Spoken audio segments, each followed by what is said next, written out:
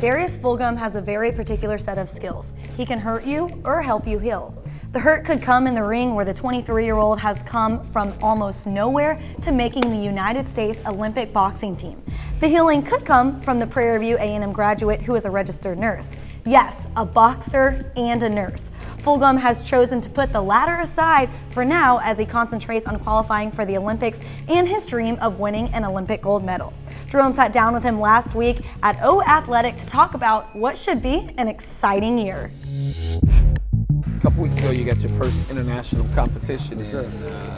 You went to Bulgaria and you were fighting in a different kind of world than all the boxing you've ever done. Describe that experience. Man, it was a completely different experience. It was something I've been dreaming about for a while. It's the first time we went without headgear, and being able to represent Team USA, indescribable, you know.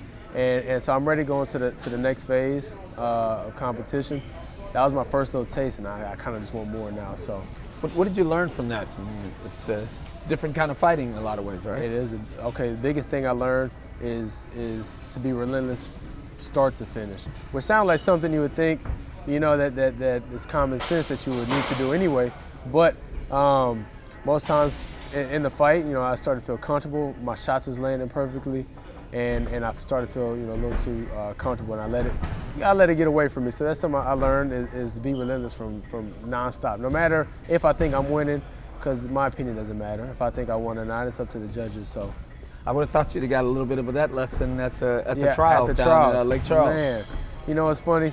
You're right, and I should have learned. I guess that was, you know, pretty stupid of me, because I got no comment there. You're right. I should have learned that earlier, but you know, as long as I learn it now when it matters the most, going into the qualifiers for the Tokyo, then that's good. What does it say about you, though, from the trials, where you came from, you're the lowest seeded guy there, you beat the top seeded guy right out of the gate, you get to the final and you lose a controversial decision, but you come back the very next day and wipe Jamar Talley out. I'm gonna keep it honest with you. That was the hardest thing I've ever had to do. To bounce back mentally like that. Man, after that fight, I was so hurt, I was so devastated, and I had to fight him again the very next day for a boxer. This was my third time fighting him, and I was so emotionally messed up, you know. So having to bounce back from that was so challenging. But I was able to do it because I channeled all my frustration and everything back into that fight, and I said I refuse to lose. I refuse.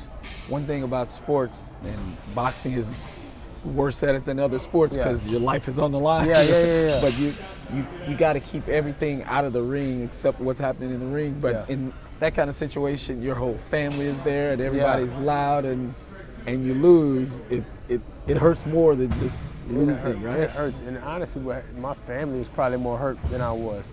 My family wants it just as much as I do, you know. And it was just a rough night, you know, for everybody. Because it would have been different if I didn't think I lost the fight, you know. I thought I won, but all that matters, we came back and bounced back and won it the next day, and so now I'm ranked #1 in the United States, and that's all that matters. And you did get your first international competition. You won the first bout. The next bout, you fought a guy who's medal international. Yeah, he's actually ranked 3rd in the world, and this is another fight that's still the same way. I definitely thought I won, and other people think the same, and it's just kind of how it goes. And it wasn't even close on the scoreboard, right? No, it wasn't. That's what doesn't make any sense to me.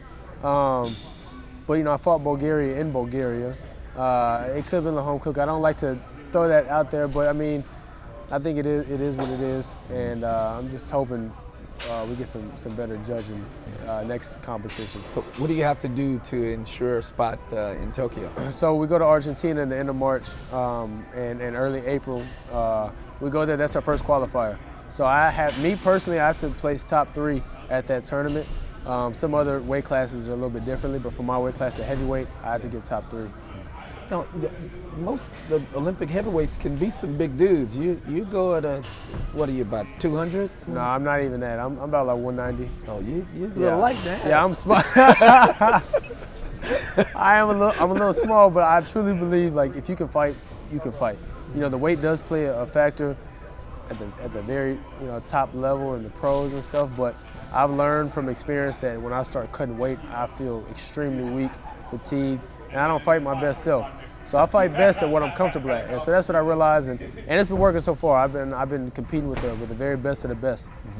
You dropped wrestling, went to boxing, Yeah. and I've seen that in the future you plan on being professional boxing. Yeah. With your wrestling background and boxing combined, would the MMA be of interest to you? You know, actually, MMA was the first interest, actually. When I was done wrestling, I said, well, you know what, I'm going to go into MMA. Since I already know wrestling, that'd be an easy transition. Man, I started boxing, I fell in love with it instantly. I said, this is what I want to do. This is what I want to do. So I don't see myself ever doing MMA. I mean, that could be a thought way down the line, but that's not even a thought right now.